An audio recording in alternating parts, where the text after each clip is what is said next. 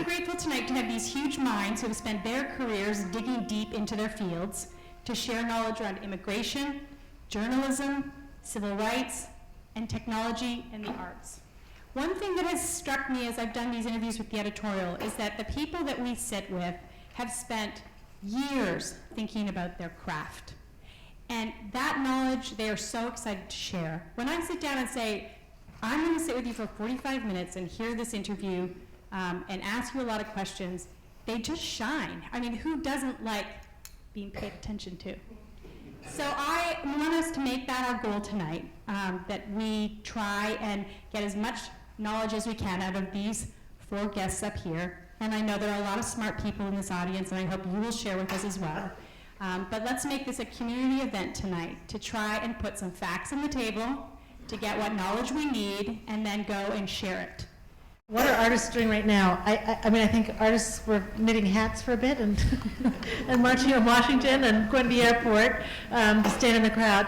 But I think certainly, I mean, if I can divert the question a little, or I don't know if I can respond to it, but to come back to what Peter was saying about the news, I think there's some it's a broader cultural issue that I think is complicated, and I'm not sure that I can simply understand it. But there are many positive things about the breakdown of certain hierarchies with an understanding of what elite meant. There are many positive things that go with that, but there are also some disadvantages, so that there was some sense of aspiring to be a citizen, aspiring to be a good citizen involved certain responsibilities, and that people wanted to embrace and take on, like being engaged in your community, like knowing what was going on.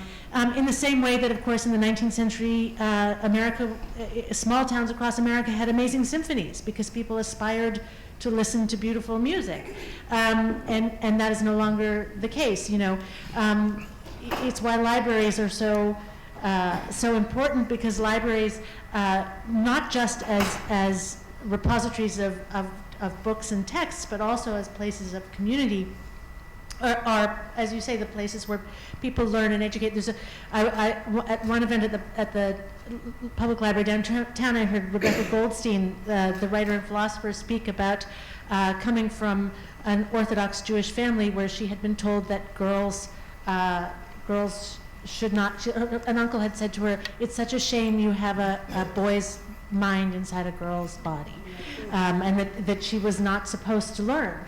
And she said, as she was speaking, she said, "Thank God for the library. That's where I went." And you know, she said, "I didn't know what a philosopher was, and look, here I am one."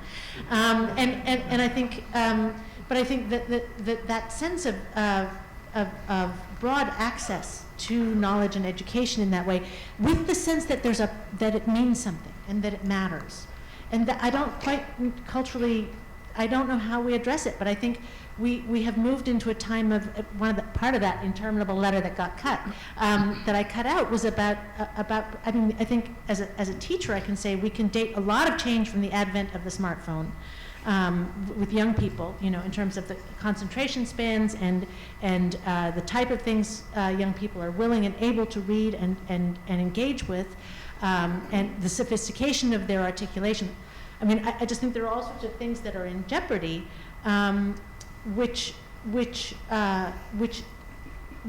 then have devolve into people don't care about the truth. They care about that fruit game on the phone, and seriously, you know, right. And then they don't understand the responsibilities of citizenship.